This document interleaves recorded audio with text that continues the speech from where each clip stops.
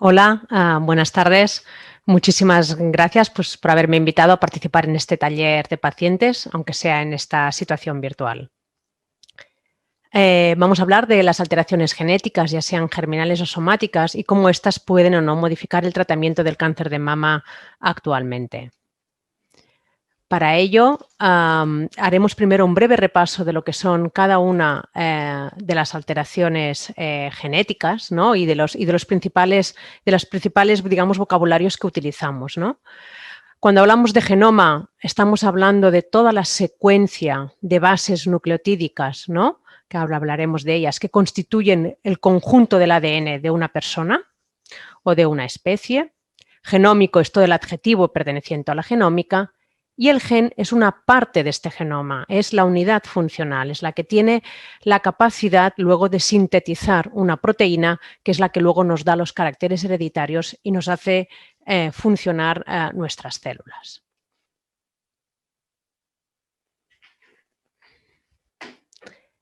Esto lo podemos ver gráficamente aquí en este dibujo.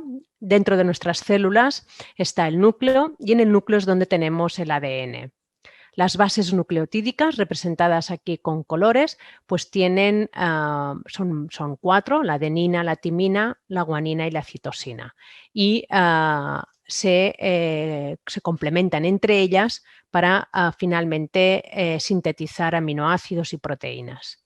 Y aquí abajo podemos ver también una visualización gráfica pues, de un gen que, como podéis ver, pues está compuesto pues, de distintas partes y quizás de algunas de las más importantes pues, son los exones, y entre medio hay partes del genoma que son los intrones que aparentemente no sintetizan, pero que tienen un valor de regulación de estos exones.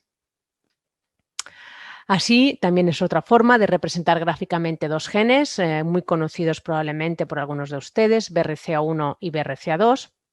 Y este material genético se puede obtener pues, de distintas muestras biológicas nuestras que una vez centrifugado y extraído este ADN pues queda conservado en estas pequeñas alícuotas donde podemos llevar a cabo pues, la secuenciación genética.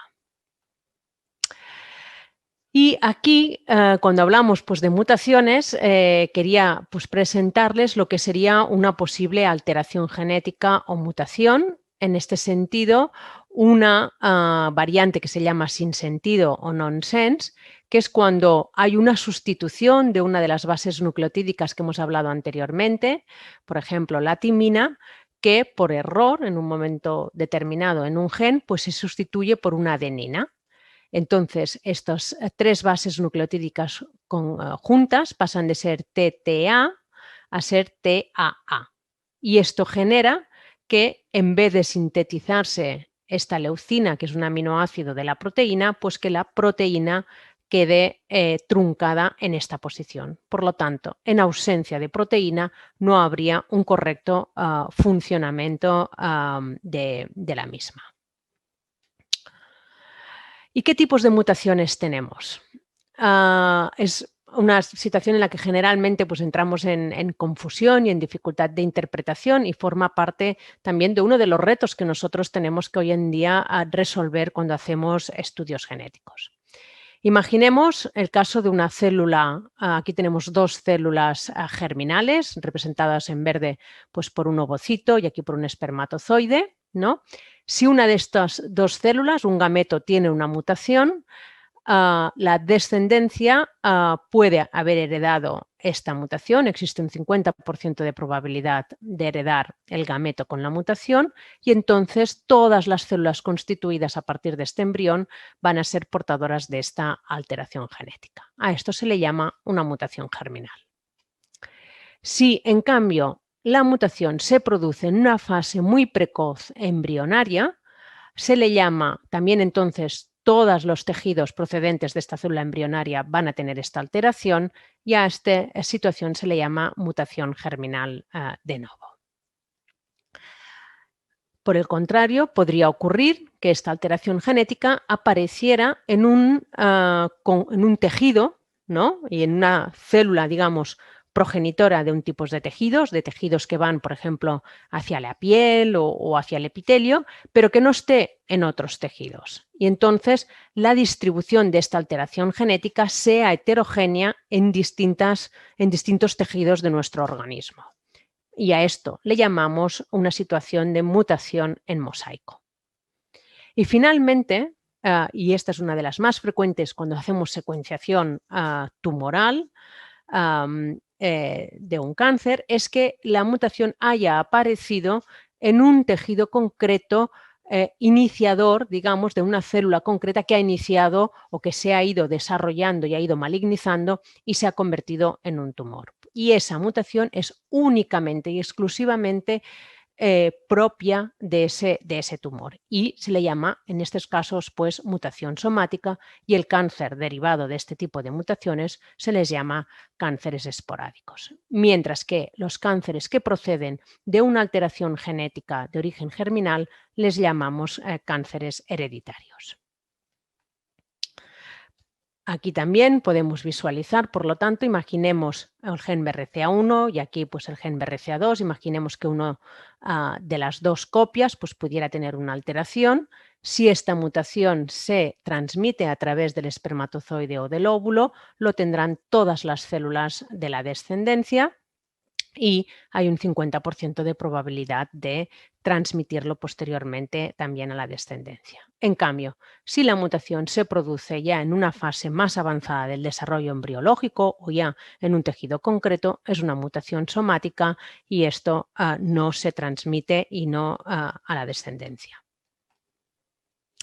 Por lo tanto, hay uno de los conceptos que creo que es importante que tengamos claros es que un tumor puede contener nuestra genética, tanto la germinal o hereditaria, como la propia del tumor, que es la somática o tumoral.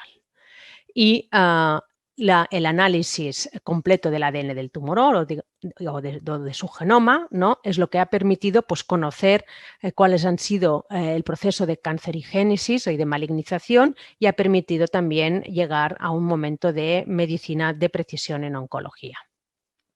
Esto ya lo ha explicado muy bien anteriormente el doctor Rafael López, cómo a partir de una obtención de muestra tumoral o de sangre, pues se puede llevar a cabo secuenciación genética, conocer las vías de crecimiento, de proliferación y de alteración que tiene esa célula tumoral, seleccionar terapias dirigidas, buscarlas con tratamientos específicos, pero también pues, puede utilizarse para la monitorización de respuesta o para la evolución genómica del tumor e ir adaptando en algún momento las terapias adecuadas según cómo evoluciona dicha enfermedad. Centrándonos un poquito en BRCA1 y en BRCA2, porque son dos genes que tanto los podemos identificar con un origen somático como con un origen germinal, me ha parecido interesante presentar estos datos de un estudio muy reciente en el que se han analizado más de 200.000 tumores a nivel tumoral y uno de los estudios que se ha hecho es determinar la frecuencia con la que una alteración genética en BRCA1 y BRCA2, cuando se identifica en tumor, conocer con qué frecuencia esta alteración puede ser germinal o hereditaria o puede ser somática. Y de este análisis se desprende que en el 48% de los casos en los que se identifica una mutación en BRCA1 o 2 en secuenciación tumoral, el origen es germinal, es decir, hereditario.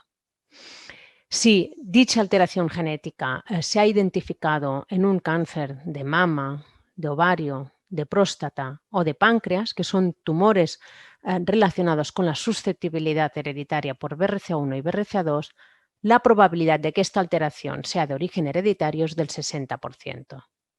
En cambio, si la alteración se encuentra en tumores que no están asociados con esta predisposición hereditaria, por ejemplo, pues un tumor cerebral, un cáncer renal, un cáncer de colon o de intestino delgado o un gástrico, esta frecuencia es mucho más baja y solo del 33%.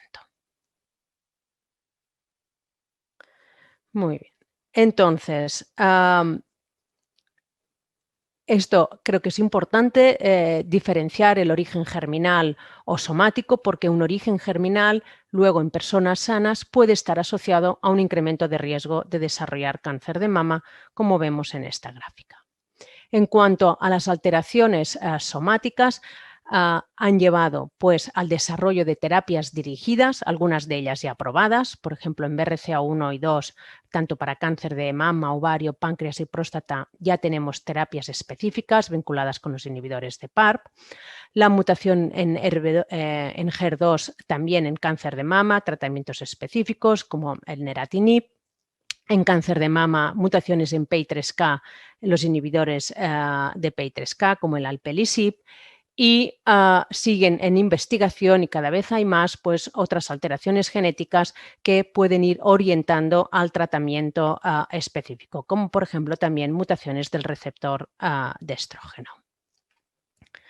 Como veis, hay un incremento de todas estas terapias dirigidas a alteraciones genéticas que se van produciendo pues, en los últimos 10 años. En nuestro centro, por ejemplo, pues cuando hablamos de prescreening molecular, creo que es una de las preguntas que se ha hecho anteriormente, esto incluye pues, un conjunto de análisis que se pueden realizar sobre el tumor, que pueden incluir técnicas de FISH, de inmunohistoquímica, pero que también pueden incluir pues, secuenciación del tumor únicamente o del tumor y de la sangre. El análisis, como podéis imaginaros, de todas estas alteraciones genéticas requiere de un equipo multidisciplinar que incluye patólogos moleculares, expertos en genómica del cáncer, bioinformáticos, oncólogos y la necesidad pues, de reuniones multidisciplinarias para interpretar bien el origen de estas alteraciones genéticas y qué terapias pueden ofrecerse en cada caso. Es una situación cada vez más amplia de posibilidad de ofrecer tratamientos dirigidos en función de la alteración genética, como podéis ver representado en este quesito. Y ya para finalizar, pues daros unos ejemplos, por ejemplo, de situaciones concretas donde la alteración genética en el cáncer de mama metastásico está dirigiendo pues, la toma de decisiones médicas. En este caso, veis en azul la curva de pacientes que son tratadas con fulvestrant y con un inhibidor de PI3K en una población de pacientes con mutación en PI3K y cómo esta curva está por encima de la naranja y por lo tanto indica un beneficio al tratamiento con el inhibidor de PI3K versus el tratamiento sin el PI3K. También las mutaciones en el receptor de estrógeno están modificando el tratamiento del cáncer de mama metastásico. En este sentido, vemos como mutaciones en este gen del receptor de estrógeno, en rosa, pues tienen una peor respuesta al exemestano comparado con los pacientes que no tienen mutación o que son tratadas con otros tipos de tratamiento hormonal. Este es un caso práctico de una paciente de nuestro centro, en este caso de la doctora Saura, una paciente que tenía una mutación en HER2 y que tras la detección de esta mutación empezó un tratamiento con neratinib y con fulvestrant y que actualmente podéis ver cómo han disminuido la captación en el hígado de sus lesiones hepáticas y la paciente está en tratamiento desde hace 2 años. Ya para acabar, en el contexto también de alteraciones germinales, las mutaciones en BRCA1 y BRCA2 han llevado a la aprobación de 2 fármacos que son el olaparib y el talazoparib para pacientes con cáncer de mama metastásico y mutación en estos genes en base a los resultados del estudio Olympiad con un beneficio en la supervivencia libre de progresión en los pacientes que recibían olaparib versus quimioterapia o las pacientes que recibían talazoparib versus quimioterapia y además con resultados muy buenos en calidad de vida. Por lo tanto, y en conclusión, lo que quería que se quedara como mensajes es que uno de los pilares de la medicina de precisión en oncología actualmente es la realización de estos estudios genéticos, ya sea en tumor, biopsia líquida o en linfocitos de sangre. Estas alteraciones pueden ser pues, de origen únicamente tumoral o somática o hereditarias y germinales y tienen, por lo tanto, implicaciones médicas distintas. La interpretación de todos estos resultados y el manejo de las pacientes con estas alteraciones requiere de equipos multidisciplinares y ya tenemos evidencia clínica y espero que vaya aumentando del beneficio de algunas de estas terapias dirigidas a tumores con alteraciones genéticas. Muchas gracias por vuestra atención.